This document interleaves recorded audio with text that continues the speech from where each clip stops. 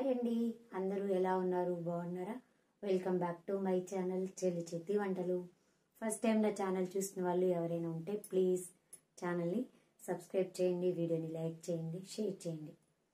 అవునండి, నాకు ఒకటి అర్థం కాక అడుగుతాను, మరి మీ సైడ్ కూడా ఇలానే అంటారో లేదో ప్లీజ్ ఒక చిన్న కామెంట్ సెక్షన్లో నాకైతే తెలియచేయండి, ఓకేనా? ఇంతకీ అదేంటి అనుకుంటున్నారా? చాలామంది అంటూ ఉంటారండి, అసలు వాళ్ళకెందుకు ఆ విషయాలని నాకైతే ఇప్పటికీ అసలు అర్థం కాదనమాట.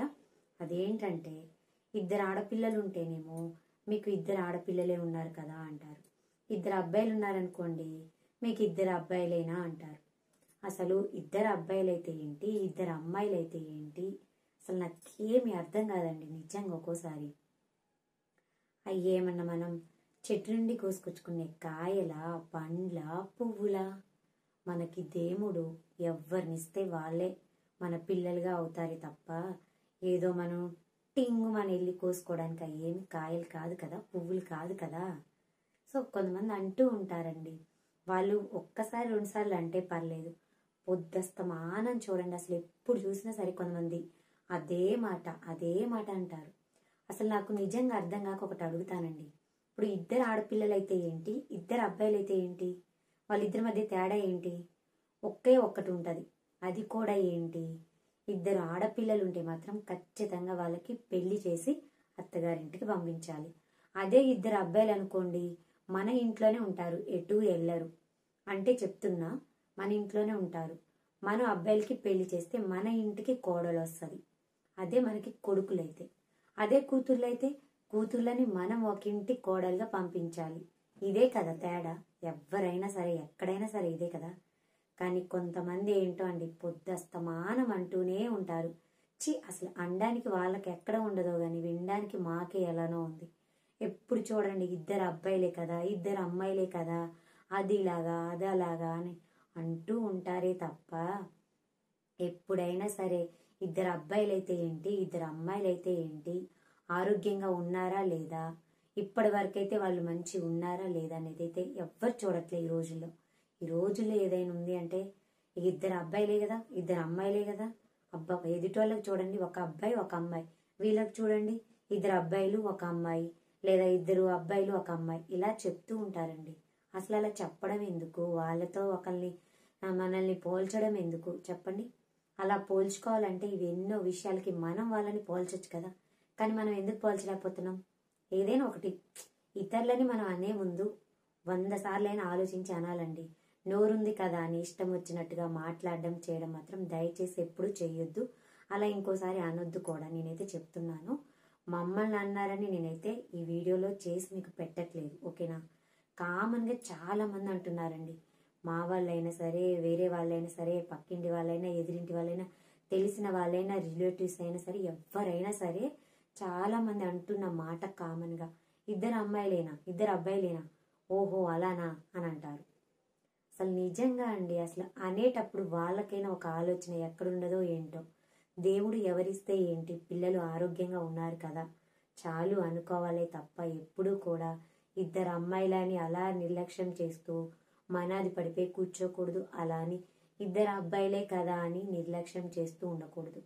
ఎవరి లైఫ్ వాళ్ళది, ఎవరి జీవితం వాళ్ళదండి. ఇక్కడ ఇద్దరు అబ్బాయిలైనా సరే వాళ్ళ లైఫ్ వాళ్ళది, ఇద్దరు అమ్మాయిలైనా సరే పెళ్ళయి ఒక ఇంటికి కోడలిగా వెళ్ళిన తర్వాత వాళ్ళ లైఫ్ వాళ్ళనమాట. అలా ఎవరి లైఫ్ ఎవరి జీవితాలు వాళ్ళకు ఉంటాయి తప్ప ఈ రోజు అన్నవాళ్ళు వచ్చామన్నా పెడతారా, చూస్తారా? పోనీ మీరన్నా చెప్పండి. ఈ రోజు మన అనుకున్న వాళ్ళకి ఏదైనా పెద్ద ఆపద వస్తేనే కనీసం ₹1 కూడా ఇవ్వలేని రోజులు ఇవి. అలాంటిది మన పిల్లోళ్ళు అబ్బాయిలైతే ఏంటి, అమ్మాయిలైతే ఏంటి, వచ్చి చూసేవాళ్ళ, వీళ్ళు ఏమన్నా పెట్టేవాళ్ళ? కాదు కదా. అందరూ మాటలు అంటారు. ఇంకోటి ఏంటి, ప్రతి ఒక్కరూ సలహా ఇచ్చేవాళ్ళే, కానీ ఈ రోజుల్లో ఎవరైతే పెట్టేవాళ్ళు లేరు నాకు తెలిసినంత వరకు అయితే. ఈ రోజుల్లో మన అనుకున్న వాళ్ళు, మన సొంత వాళ్ళు, మన రక్తం పంచుకున్న వాళ్ళ దగ్గరికి వెళ్ళి కనీసం మీరు మీ వంతుగా అసలు ఏమి అడగకుండా మీ ఇంట్లో ఏదైనా ప్రాబ్లం వచ్చినప్పుడు అలా ఉండండి గమ్మున. ఏదో వేరే వాళ్ళకి ఇచ్చినట్టుగా డబ్బులు కావాలా చెయ్యాలని అడుగుతారే తప్ప మా దగ్గర ఉన్నాయి తీసుకోండి, మీరు ఆపదలో ఉన్నారు కదా అని ఎవరైనా ముందుకు వచ్చి సహాయం చేసే వాళ్ళు ఉన్నారా ఈ రోజుల్లో? మనం నోరు తెరిచి అడిగితే గాని ఇవ్వలేని రోజులు ఇవి కదా. కానీ ఏ బంధంలైనా ఏ రిలేషన్లో అయినా సరే అలా ఉండకూడదండి. మన అనుకున్న వాళ్ళకి ఏదైనా ఆపద వచ్చింది అని తెలిసిన వెంటనే వితిన్ 2 minutesలో కనీసం మీ దగ్గర మనీ ఉన్నా లేకపోయినా సరే మేమిస్తాము మేమున్నామన్న మాట ఇచ్చినా చాలండి. అవతల ఉన్న పర్సన్కి చాలా హ్యాపీగా ఉంటుంది. కొంచెం ఫీల్ అవుతారు, ఓకే పర్లేదు మనకి ఇలాంటి ఆపదలు వచ్చిన వాళ్ళు మన అనుకున్న వాళ్ళు మన వెనక తోడుగా ఉన్నారన్న ధైర్యం అనేది వాళ్ళకి ఉంటుంది. కానీ ఈ రోజులు అలా లేరండి. చాలా మంది మ్యాక్సిమం లేరు. ఎవరి స్వార్థం వాళ్ళదే, ఎవరి జీవితాలు వాళ్ళవే, ఎవరి దారులు వాళ్ళే చూసుకుంటున్నారు తప్ప ఈ రోజుల్లో ఎవరు కూడా మన అనుకున్న వాళ్ళకి ఏమీ పెట్టట్లేదు, చేయట్లేదు, కనీసం రూపాయి సహాయం కూడా చేయరనమాట.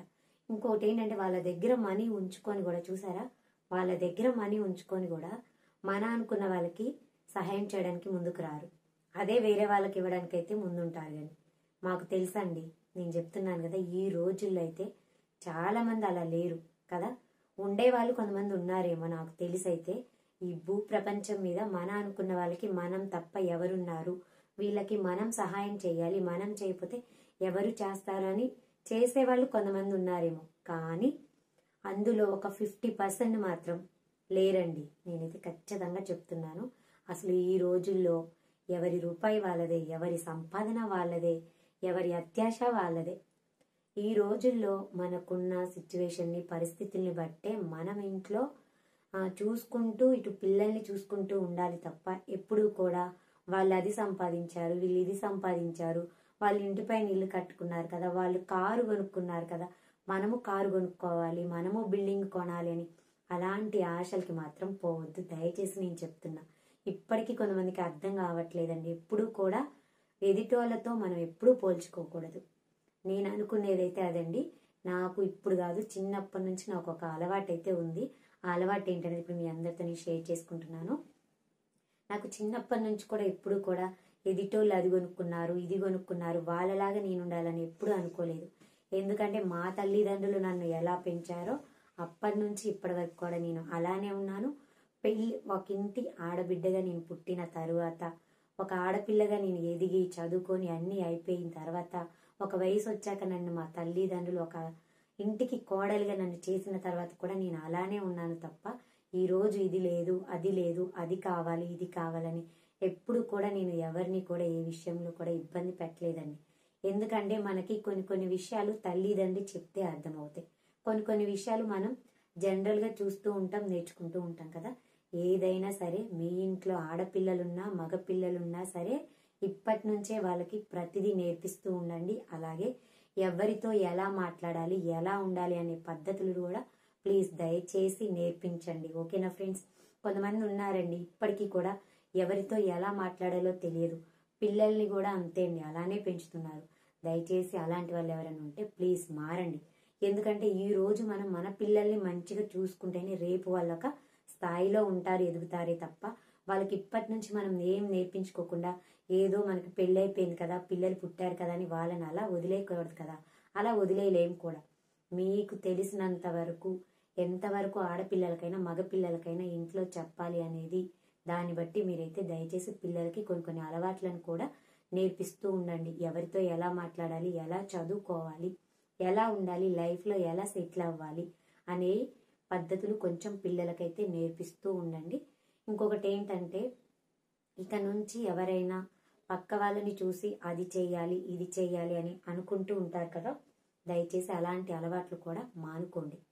ఎందుకంటే ఎప్పుడైనా లైఫ్లో ఒకటి గుర్తుపెట్టుకోండి, మనకొచ్చే రూపాయిలోనే, మనం సంపాదించుకున్న రూపాయిలోనే, ఇప్పుడు మనకి ఎగ్జాంపుల్ చెప్తాను నేను, ఒక 500 లేదా ఒక 5000 వచ్చిందండి చెప్తున్నాను. అందులో మీకు మినిమం కనీసం మీకు ఒక 4000 ఖర్చు అయిపోయినా 1000 రూపాయలు పొదుపు చేయగలగాలి. అలా చేస్తేనే మీరు ఇంట్లో పొదుపు చేస్తేనే మీ సంసారం అనేది ముందుకు వెళ్తుందే తప్ప మీరు లైఫ్లో ఎప్పుడు సెటిల్ కారండి. నేను చెప్తున్నాను కదా, మనం ఎప్పుడైనా సరే లైఫ్లో ఒకరిని మనం అంచనా వేసుకోకూడదు. మనం ఏంటో మనం ప్రూవ్ చేసుకోవాలి, ప్రూవ్ అయ్యేలాగా నిరూపించాలి. ఇంకొకటి ఏంటంటే, మనకొచ్చే సంపాదన ఎంత వస్తుంది దానికి తగ్గట్టు మనం ఇంట్లో అనేది ఖర్చు పెట్టుకోవాలి, ఉండాలి, చెయ్యాలి తప్ప ఎదిటోళ్ళలాగా వెదగాలి, చెయ్యాలి, వాళ్ళకి అది ఉంది ఇది ఉందని ఎప్పుడు కూడా అనుకోవద్దు. ఇంకోటి ఫీల్ అవ్వకూడదు కూడా. ఎందుకంటే ప్రతి ఒక్కరికి ఈ రోజులో ఖర్చులు అందరికీ ఉంటాయి, లేకుండా ఎవ్వరు ఉండరు. ఓకేనా? ప్రతి ఒక్కరికి ఖర్చులు అనేవి ఉంటాయి, లేకుండా అయితే లేరు కదా. ప్రతి ఒక్కరికి రూపాయి అనేది చాలా విలువైనది. ఆ రూపాయినే మీరు ఈజీగా సంపాదిస్తున్నారు, మరి ఈజీగా ఎందుకు ఖర్చు చేసుకోవాలి కదా. ఒక రూపాయి అంటూ మీకంటూ ఒకటి దాచుకోండి. ఓకేనా? ఈ రోజుల్లో ఉన్నట్టుగా రేపు ఎవరు ఉండరు. ఈ రోజు మంచిగా ఉన్న వాళ్ళు రేపు చెడుగా ఉండొచ్చు, రేపు చెడుగా ఆలోచించే వాళ్ళు మన విషయంలో రేపు మంచిగా ఉండొచ్చు కదా. ఏదైనా సరే మన చేతుల్లోనే ఉంటుంది, మన ఆలోచనలోనే ఉంటుంది. మన ఆలోచన విధానాన్ని బట్టి మనం నడుచుకోవాలి తప్ప ఎదుటోళ్ళ ఆలోచనలు బట్టి ఎదుటోళ్ళ విధానాలను బట్టి మనం ఎప్పుడు కూడా లైఫ్లో ముందడుగు వేయాలని ఆలోచించకూడదు. ఓకేనా? నేను అనుకునేదైతే ఇదండి. నేను ఎప్పుడు ఇలానే ఉంటాను, ఇలానే అనుకుంటాను అనమాట. నాకైతే ఎప్పుడు కూడా వాళ్ళతో పోటీ కానీ పందాలు అలాంటివి ఏమీ లేవు. దయచేసి అలాంటి వాళ్ళు ఎవరైనా ఉంటే ఇక నుంచైనా మారండి. ఓకేనా? మరి ఈ వీడియో చూసిన తర్వాత మీకు ఎలా అనిపించింది ఏంటి అనేది ప్లీజ్ నాకైతే కామెంట్ సెక్షన్లో తెలియచేయండి. ఇక నుంచైనా సరే నా వీడియో చూసిన తర్వాత ఇక నుంచైనా కొంతమంది మారిపోయి రూపాయి దాచుకొని చక్కగా లైఫ్ని ముందుకు తీసుకెళ్తారని ఆశిస్తున్నాను. అలాగే ఇక నుంచైనా మీకు వచ్చే సంపాదన ఎంత వస్తుందో అంత సగంలో సగమైన అమౌంట్ అనేది దాచుకోండి. అలాగే హ్యాపీగా ఉండండి. అంతేగాని వచ్చిన సంపాదన మొత్తాన్ని ఖర్చు చేసేసి ఎప్పుడు కూడా ఎదుటోళ్ళని అనడము చేయడం లాంటివి మాత్రం దయచేసి చేయొద్దు.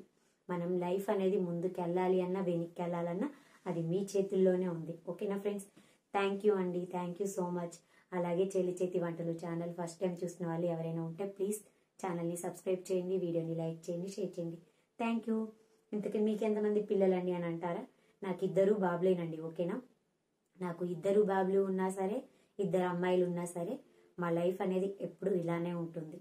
అంతేగాని 2 అబ్బాయిలు పుట్టినా 2 అమ్మాయిలు పుట్టినా ఒకలాగా ఇంకొకలాగైతే ఎప్పుడూ ఉండనన్నమాట. థ్యాంక్ యూ అండి, థ్యాంక్ యూ సో మచ్.